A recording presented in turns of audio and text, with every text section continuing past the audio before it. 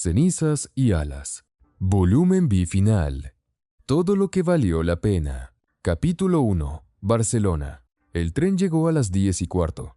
Barcelona en agosto era una ciudad que no se disculpaba por ser lo que era. Ruidosa, luminosa, exuberante de una manera que no pedía permiso. El Mediterráneo al fondo de todo como una promesa cumplida. El aire con sal. Las palmeras en las ramblas moviéndose sin urgencia. Valeria bajó del tren con la maleta mediana, ya no la pequeña. Hacía tiempo que no la pequeña, y se quedó un momento en el andén de Sants simplemente respirando. Olía diferente a todo lo anterior. Olía a posibilidad de nuevo, pero de otra clase. No la posibilidad del escape ni la del territorio desconocido. La posibilidad de algo que se elige con toda la información disponible, con los ojos abiertos, sin necesidad de huir de nada porque ya no hay nada de qué huir. Sacó el teléfono. Llegué.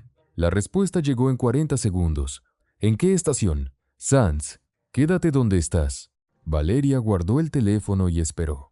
Rodrigo llegó en 12 minutos, caminando rápido pero sin correr, porque era el tipo de persona que distinguía entre la urgencia real y la urgencia que uno fabricaba para darle dramatismo a las cosas.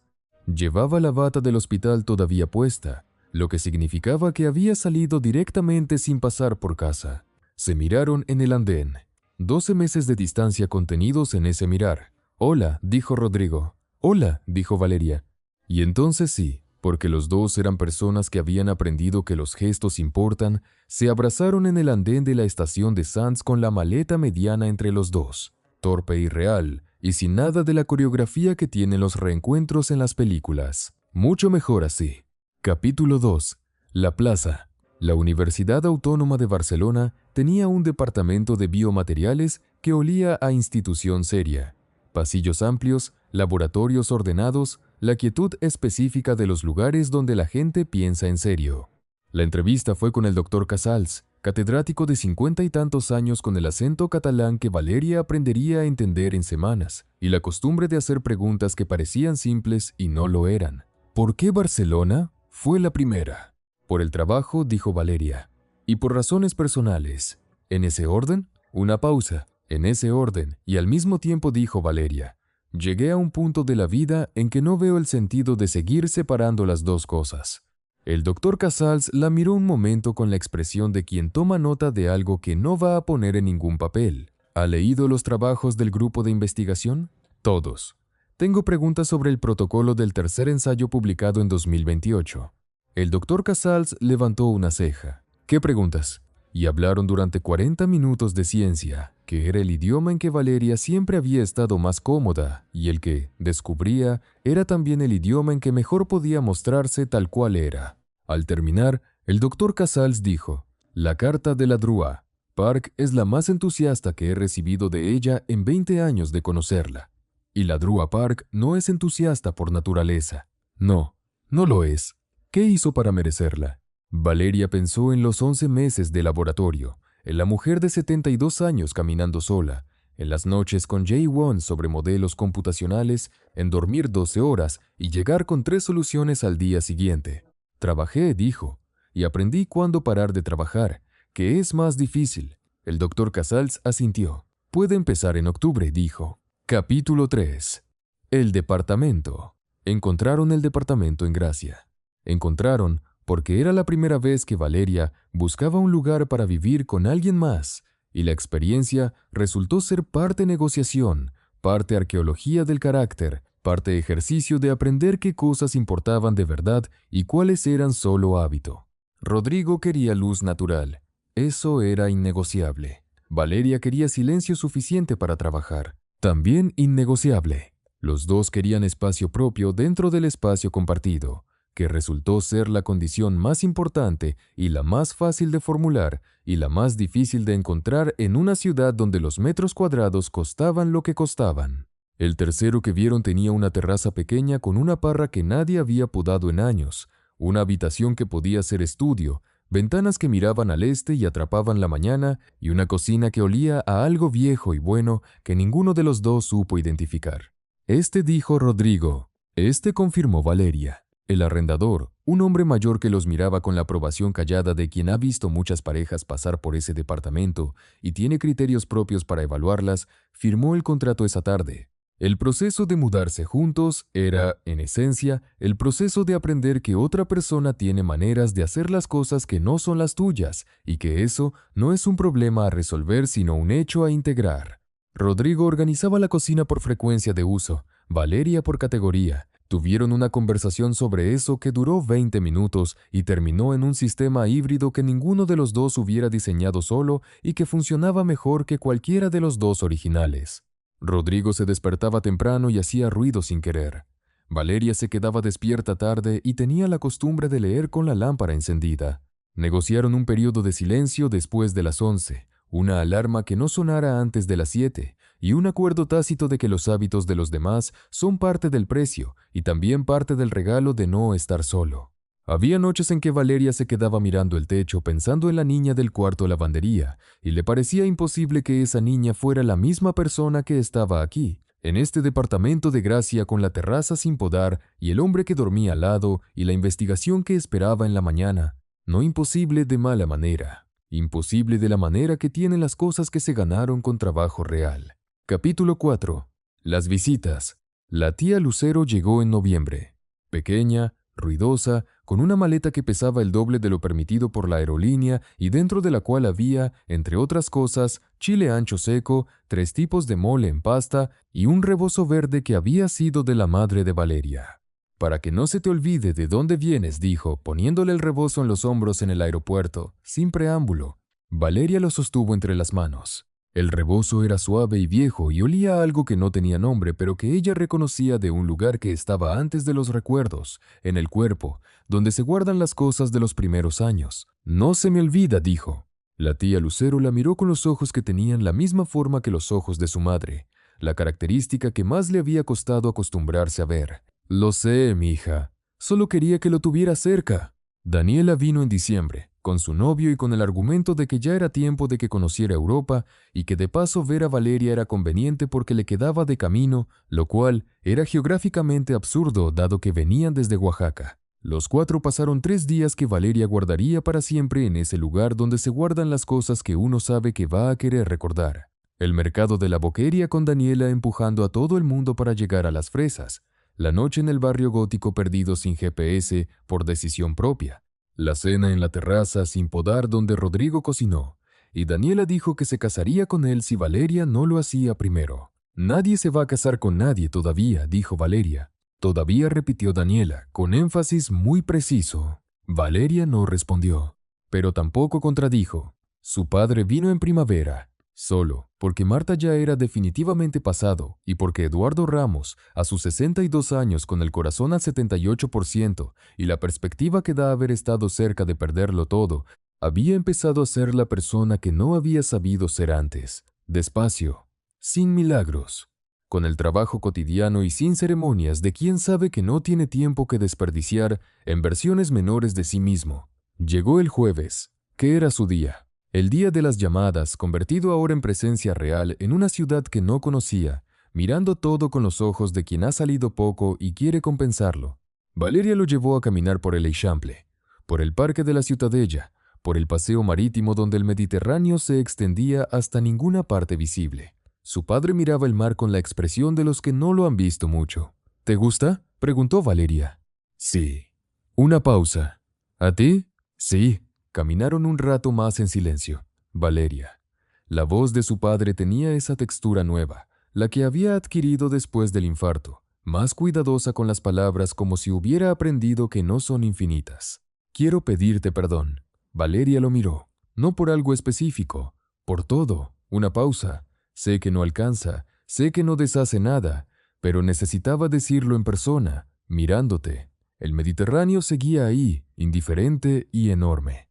Valeria pensó en todo lo que podía responder, en el cuarto lavandería, en el dinero de su madre, en los años de mirar al suelo, en los jueves de llamada que habían sido la primera piedra de algo nuevo.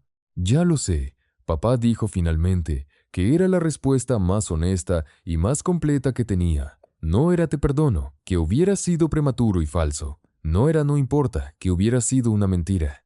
Era ya lo sé, Ya sé que lo sientes, ya sé que no alcanza. Ya sé que estamos construyendo algo diferente sobre los escombros de lo que fue, y estoy aquí de todas formas. Su padre asintió.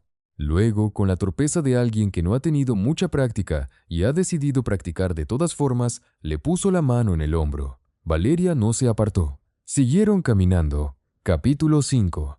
La investigación y el mundo. El trabajo en la UAB era exactamente lo que la carta de la Dra Park había prometido: serio, exigente, con la fricción productiva de un equipo que no estaba de acuerdo en todo y lo consideraba una ventaja.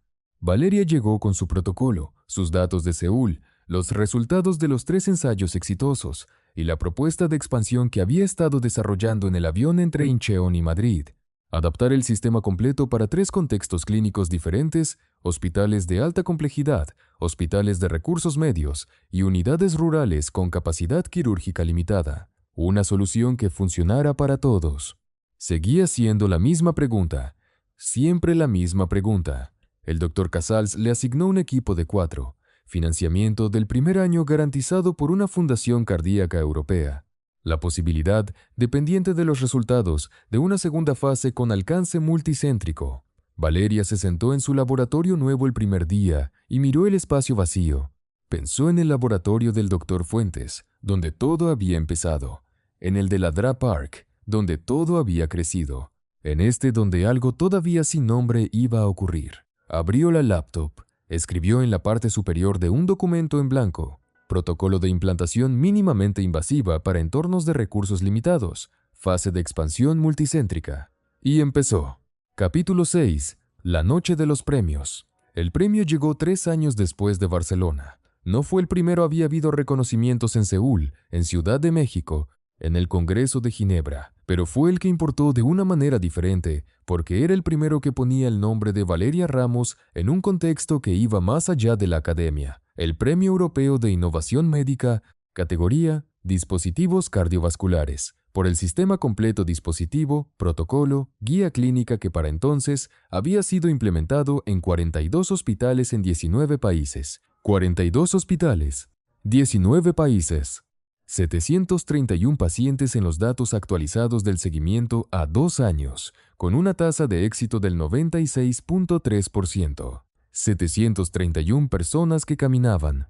La ceremonia fue en Estocolmo, en noviembre, con la nieve sueca que era diferente a la nieve coreana y a la nieve mexicana, y que no se parecía a ninguna de las anteriores. Valeria subió al escenario con el vestido azul marino que la tía Lucero le había ayudado a elegir por videollamada desde Guadalajara, con la insistencia específica de las personas que saben que los momentos importantes merecen ropa a la altura. Recibió el premio de manos de alguien importante cuyo nombre procesó con retraso porque estaba ocupada mirando la sala. Primera fila. Rodrigo, con su expresión de los buenos días, la que no actuaba nada sino que era simplemente él mirando algo que le importaba. Daniela, que había volado desde México porque hay eventos en los que tienes que estar aunque te cueste un riñón el boleto, y este es uno. La tía Lucero, que llevaba el rebozo verde como chal porque hacía frío y porque había decidido que era la ocasión perfecta. El doctor Fuentes, que había respondido a la invitación con un escueto "ahí estaré", y había parecido puntual como siempre con su expresión de siempre, que no revelaba nada pero que Valeria sabía ya leer. La Dra Park había enviado un mensaje: "Felicitaciones, ya era hora". Jaewon había enviado un emoji de aplauso, y luego, 3 minutos después, un artículo que acababa de publicar que usaba la metodología de Valeria como base, y que ella consideró el mejor regalo posible. Su padre había llamado el día anterior, había dicho: "Valeria, estoy muy orgulloso". Había hecho una pausa, y luego: "Tu madre también lo estaría". Valeria había tenido que esperar un momento antes de responder: "Lo sé, papá". En el escenario de Estocolmo, el micrófono y la sala esperando, Valeria miró sus notas un segundo. Las había escrito y reescrito, y finalmente las había guardado porque lo que necesitaba decir no estaba en ningún papel. "Empecé esta investigación con una pregunta", dijo. Una pregunta simple con una respuesta complicada. ¿Cómo construir algo que funcione para todos? No solo para quienes tienen acceso. No solo para los sistemas que ya tienen recursos, para todos. Hizo una pausa. La respuesta, que tardé años en formular completamente, es esta. Empieza por admitir lo que no sabes. Empieza por pedir ayuda cuando la necesitas. Empieza por reconocer que los mejores resultados no los produce una sola mente, sino el encuentro de varias. Otra pausa. Y empieza por no rendirte cuando el primer diseño falla, porque va a fallar. Y el segundo también, quizás. Y eso no es el final, eso es la investigación. Miró la sala, miró a Rodrigo, que la miraba de esa manera suya. Miró a Daniela, que ya estaba llorando y no hacía ningún esfuerzo por disimularlo. Miró a la tía Lucero con el rebozo verde. Hay 731 personas que caminan porque este trabajo existe, dijo. Ese número es de todos los que construyeron esto conmigo, no de mí. Aplausos. Valeria bajó del escenario con el premio bajo el brazo y la sensación, extraña y buena, de que había dicho exactamente lo que necesitaba decir. Capítulo 7. Después de los aplausos. La cena fue en un restaurante que Rodrigo había reservado con semanas de antelación y que resultó ser exactamente el tipo de lugar que uno elige cuando quiere que una noche sea recordada. Pequeño, bien iluminado, con comida que merecía atención. Estaban los 5. Valeria, Rodrigo, Daniela, la tía Lucero, el doctor Fuentes. 5 personas. El círculo completo de lo que Valeria llamaría, si tuviera que ponerle nombre, su familia elegida. El doctor Fuentes, que no era dado a los brindis, hizo uno. Se levantó con su copa de vino blanco y los miró a todos con la expresión que reservaba para las cosas que consideraba importantes. Cuando Valeria Ramos llegó a mi laboratorio tenía 19 años y sacaba las mejores notas de su generación, dijo. Eso no me impresionó. Las notas son trabajo. Lo que me impresionó fue que cuando encontró el error en el polímero, 2 años después, me lo dijo, sin esperar a tener la solución, solo con el problema. Hizo una pausa. Eso es lo más difícil que hace un investigador, y lo que hace a uno bueno de verdad. Miró a Valeria. Buen trabajo, Ramos. Las mismas palabras de siempre. 3 palabras que habían significado más que cualquier halago elaborado porque venían de quien venían y de la manera en que venían. Valeria levantó su copa. Gracias, doctor Fuentes. Brindaron. Más tarde, cuando el restaurante estaba vaciándose y la tía Lucero y el doctor Fuentes y Daniela se habían ido al hotel entre abrazos y promesas de desayunar juntos mañana, Valeria y Rodrigo caminaron solos por Estocolmo de noche. La nieve había parado, el cielo estaba despejado y negro y lleno de más estrellas de las que la ciudad debería permitir. Caminaron sin destino, que era el tipo de caminar que Valeria había aprendido a disfrutar. Sin mapa, sin urgencia, solo la ciudad y el frío y la compañía. Rodrigo se detuvo frente a un canal. El agua estaba quieta y oscura y reflejaba las luces de los edificios de una manera que hacía que todo pareciera duplicado. ¿Puedo preguntarte algo?, dijo. Siempre. ¿Eres feliz?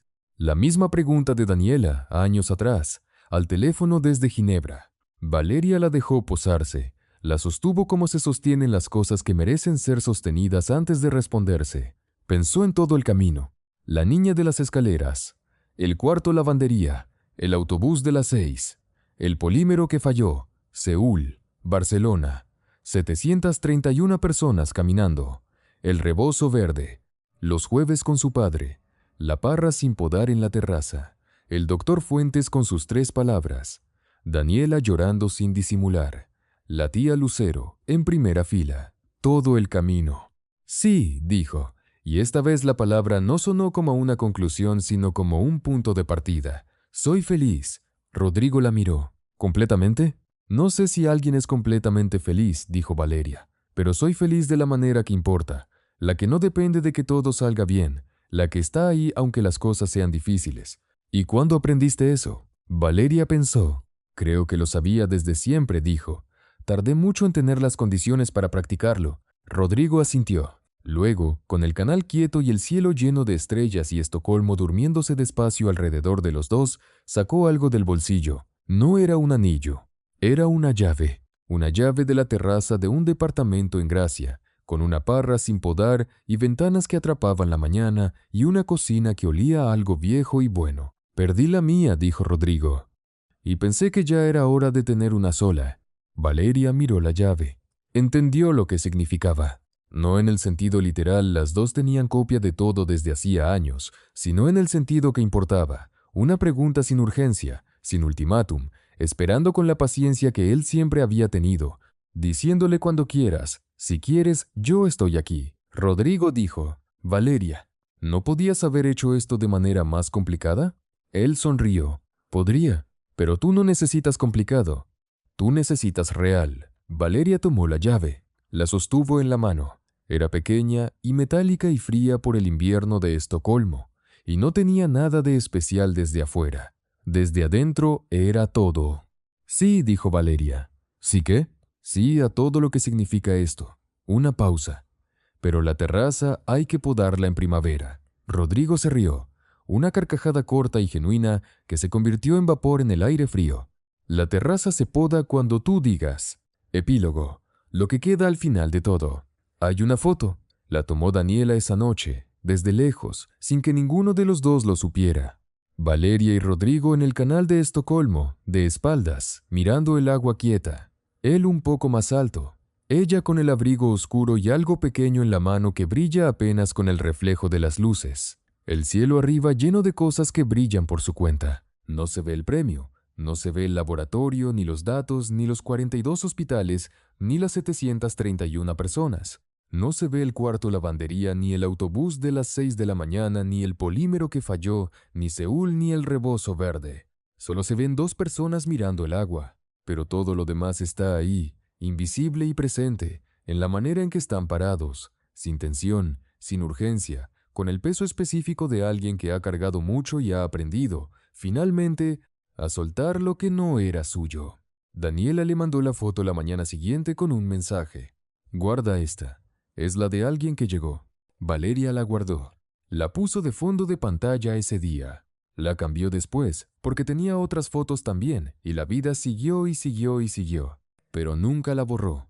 La parra de la terraza floreció en marzo. Nadie la había podado todavía, y ya tenía flores pequeñas y verdes entre las hojas, obstinadas y silenciosas, creciendo sin que nadie se los pidiera, como crecen las cosas que tienen raíces suficientes. Valeria las vio una mañana desde la puerta de la terraza, con el café en la mano y el sol de Barcelona entrando en diagonal, y pensó que la parra era lo más honesto que había en ese departamento. Nadie la había plantado.